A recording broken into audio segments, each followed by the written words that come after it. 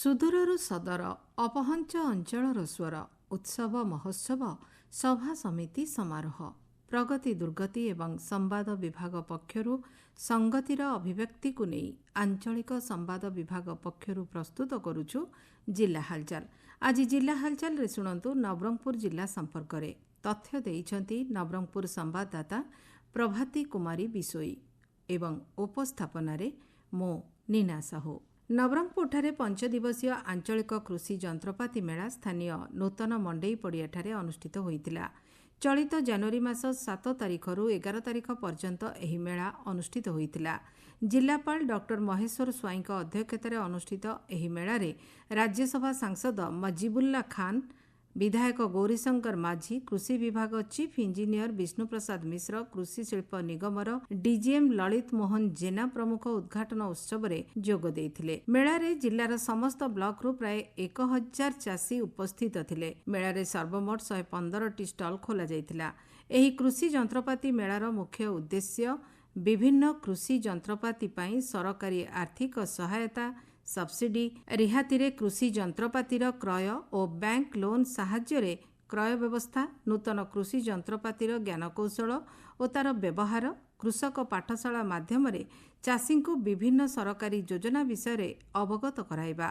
ମେଳା ସମ୍ପର୍କରେ ବିଧାୟକ ଗୌରୀଶଙ୍କର ମାଝୀ କହିଥିଲେ, 4ଟା ଜିଲ୍ଲାର କୃଷି ଯନ୍ତ୍ରପାତି ମେଳା ନବରଙ୍ଗପୁରରେ କରିଛନ୍ତି। ଏଠି 100ଟାରୁ ଅଧିକ ଷ୍ଟଲ୍ ହେଇଛି। କୃଷି ଯନ୍ତ୍ରପାତି ଖୋଳିବାଠୁ ଆରମ୍ଭ କରି ଟ୍ରାକ୍ଟର, ଥ୍ରେସର, ଲଙ୍ଗଳ ସବୁ ଜିନିଷ ଏଠି ମେଳା ହେଉଛି ଏବଂ ରେଜିଷ୍ଟ୍ରେସନ ବି ହେଉଛି। 10 ଜଣଙ୍କୁ ମଧ୍ୟ ସବସିଡିରେ ଟ୍ରାକ୍ଟର ଦିଆଗଲା।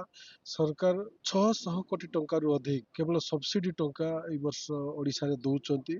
ତାର ନବରଙ୍ଗପୁର ଜିଲ୍ଲା ମଧ୍ୟ ଲାଭାନ୍ୱିତ ହୋଇକରି ପାଖାପାଖି 50 କୋଟିରୁ ଅଧିକ ସବସିଡି ପାଉଛନ୍ତି। ଏଇ ଯୋଉ କାର୍ଯ୍ୟକ୍ରମ ଦ୍ୱାରା ଲୋକେ ସଚେତନ ହେବେ, ଅନ୍ୟମାନଙ୍କୁ ବି ଯାଇକି ପ୍ରବର୍ତ୍ତାଇବେ। ରାଜ୍ୟସଭା ସାଂସଦ ମଜିବୁଲ୍ଲା ଖାନ୍ କହିଥିଲେ, କୃଷି ଭିତ୍ତିକ ଯୋଉ ମେଳାଟା ଆଜି ହେଲା, ଏଇଟା ଚାଷୀ ମାନଙ୍କୁ ବହୁତ ଲାଭ ଦବ। କାହିଁକି ନା ସେମାନେ ଜାଣିପାରିବେ, ବହୁତ ଚାଷୀ ଯୋଉମାନେ ଟ୍ରାକ୍ଟର ବୁକ୍ କରିଛନ୍ତି ସେମାନଙ୍କୁ ଆଜି ଟ୍ରାକ୍ଟର ହ୍ୟାଣ୍ଡ ଓଭର କରାହେଲା। 1.5 ଲକ୍ଷ ଟଙ୍କା ଲେଖା ସବସିଡି ବି ଅଛି। ସରକାରଙ୍କ ଏଇ କାର୍ଯ୍ୟକ୍ରମ ବହୁତ ଦିନରୁ ଚାଲିଛି ଆମର ଜିଲ୍ଲାରେ। ଚାଷୀ ମାନେ ବହୁତ ସରକାରଙ୍କର ଯୋଉ ପ୍ଲାନ୍ ଅଛି, ବିଭିନ୍ନ ସରଞ୍ଜାମ ଯୋଉଟା କି ଆମ ଚାଷରେ ଲାଗୁଛି, ସେଟା ସେମାନେ ପାଇବେ ଏବଂ ଚାଷର ଉନ୍ନତି କରିବେ। ଆଞ୍ଚଳିକ କୃଷି ଯନ୍ତ୍ରପାତି ମେଳାରେ ଯୋଗଦେଇ ଜିଲ୍ଲାପାଳ ଡକ୍ଟର ମହେଶ୍ୱର ସ୍ୱାଇଁ କହିଥିଲେ, ନବରଙ୍ଗପୁର କୃଷି ପ୍ରଧାନ ଜିଲ୍ଲା। ଏଠି ବେସିକାଲି ଲୋକମାନଙ୍କର ଲାଇଭଲିହୁଡ ହଉଛି କୃଷି। କୃଷିକୁ ଆହୁରି କିପରି ପପୁଲାରାଇଜ କରାଯାଇପାରିବ, ଟେକ୍ନୋଲୋଜିକାଲ କିପରି ଭାବରେ ଇଣ୍ଟରଭେନସନ କିପରି ଏଗ୍ରିକଲଚର ଦିଆଯାଇ ପାରିବ, ତେଣୁ ସେଇ ଆଭିମୁଖ୍ୟ ରଖି ବର୍ତ୍ତମାନ ଆମେ ଏଠି କୃଷି ଯନ୍ତ୍ରପାତି ମେଳା ଅନୁଷ୍ଠିତ ହେଇଛି। ଚାଷୀ ଭାଇ ମାନଙ୍କୁ ଆମର ଅନୁରୋଧ ରହିବ ଯେ ସେମାନେ ଯୋଉ ଏଠି ଟେକ୍ନୋଲୋଜିକାଲ ନୋ ହାଉ ନଲେଜ ଯୋଉଟା ଅଛି ତାକୁ ସେମାନେ ଜାଣନ୍ତୁ ଏବଂ ବିଭିନ୍ନ ଟେକ୍ନୋଲୋଜିର ଚାଷରେ ବିନିଯୋଗ କରନ୍ତୁ। ତେବେ ଯାଇ ଚାଷଟାକୁ କମର୍ସିଆଲାଇଜ କରାଯାଇପାରିବ, ଅଧିକରୁ ଅଧିକ ଲାଭ ସେମାନେ ପାଇପାରିବେ, ଚାଷକୁ ପପୁଲାରାଇଜ କରାଯାଇପାରିବ ଏବଂ ଅଳ୍ପ ଖର୍ଚ୍ଚରେ ଅଧିକରୁ ଅଧିକ ସେମାନେ ଲାଭ ପାଇପାରିବେ। ମୁଖ୍ୟମନ୍ତ୍ରୀ ମୋହନ ଚରଣ ମାଝୀ ଜିଲ୍ଲାର ମୋଟ 9ଟି ବିଦ୍ୟାଳୟରେ ଗୋଦାବରୀଶ ମିଶ୍ର ଆଦର୍ଶ ପ୍ରାଥମିକ ବିଦ୍ୟାଳୟର ଭିତ୍ତିପ୍ରସ୍ତର ସ୍ଥାପନ କରିଥିଲେ। ନବରଙ୍ଗପୁର ଜିଲ୍ଲାର ରାଇଘର ପଡ଼ିଆଠାରେ ଅନୁଷ୍ଠିତ କାର୍ଯ୍ୟକ୍ରମରେ ମୁଖ୍ୟମନ୍ତ୍ରୀ ଶିକ୍ଷକ ସୁବ୍ରତ ଜେନାଙ୍କ ସହ ଆଭାସୀ ମାଧ୍ୟମରେ ଭାବ ବିନିମୟ କରିଥିଲେ। ରାଇଘର ଗାନ୍ଧୀନଗରଠାରେ ଅନୁଷ୍ଠିତ କାର୍ଯ୍ୟକ୍ରମରେ ବିଧାୟକ ନରସିଂହ ଭତ୍ରା, ତେନ୍ତୁଳିଖୁଣ୍ଟି ବ୍ଲକର ପୂଜାରୀଗୁଡ଼ାଠାରେ ଅନୁଷ୍ଠିତ କାର୍ଯ୍ୟକ୍ରମରେ ବିଧାୟକ ଗୌରୀଶଙ୍କର ମାଝୀ ମୁଖ୍ୟ ଅତିଥି ରୂପେ ଯୋଗ ଦେଇଥିଲେ।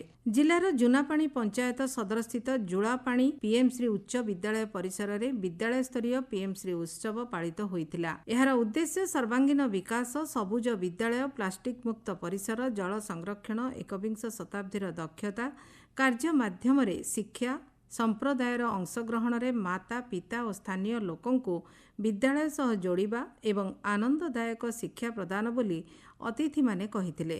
ବିଧାୟକ ମନୋହର ରନ୍ଧାରୀ କାର୍ଯ୍ୟକ୍ରମରେ ମୁଖ୍ୟ ଅତିଥି ରୂପେ ଯୋଗଦେଇ ଛାତ୍ରଛାତ୍ରୀଙ୍କୁ ଉତ୍ସାହିତ କରିଥିଲେ। ଆଦିବାସୀ ଶହୀଦ ସାଂସ୍କୃତିକ ସ୍ମୃତିକେନ୍ଦ୍ର ପକ୍ଷରୁ ନବରଙ୍ଗପୁରରେ ଜିଲ୍ଲାସ୍ତରୀୟ ପୁଷ୍ପୁନେଇ ପରବ କାର୍ଯ୍ୟକ୍ରମ ସ୍ଥାନୀୟ ପୋଲିସ ପଡ଼ିଆଠାରେ ଅନୁଷ୍ଠିତ ହୋଇଥିଲା। ମା ଭଣ୍ଡାର ଘରଣୀ ମନ୍ଦିରରେ ପୂଜାର୍ଚ୍ଚନା ପରେ ପାରମ୍ପରିକ ନାଚ ଗୀତରେ ଏକ ଶୋଭାଯାତ୍ରା ପୋଲିସ ପଡ଼ିଆରେ ପହଞ୍ଚିଥିଲା। କାର୍ଯ୍ୟକ୍ରମରେ ରାଜ୍ୟସଭା ସଦସ୍ୟ ମୁନ୍ନା ଖାନ୍ ମୁଖ୍ୟ ଅତିଥି, ସମ୍ମାନିତ ଅତିଥି ଭାବେ ଡାବୁଗାଁ ବିଧାୟକ ମନୋହର ରନ୍ଧାରୀ, ନବରଙ୍ଗପୁର ବିଧାୟକ ଗୌରୀଶଙ୍କର ମାଝୀ ପ୍ରମୁଖ ଉପସ୍ଥିତ ଥିଲେ। ସ୍ଥାନୀୟ କଳାକାରମାନେ ପାରମ୍ପରିକ କଳା ଓ ସଂସ୍କୃତିକୁ ନେଇ ମଞ୍ଚରେ ବିଭିନ୍ନ ସାଂସ୍କୃତିକ କାର୍ଯ୍ୟକ୍ରମ ପରିବେଷଣ କରିଥିଲେ। ଜିଲ୍ଲା ହାଲଚାଲ ଆଜି ପାଇଁ ଏତିକି।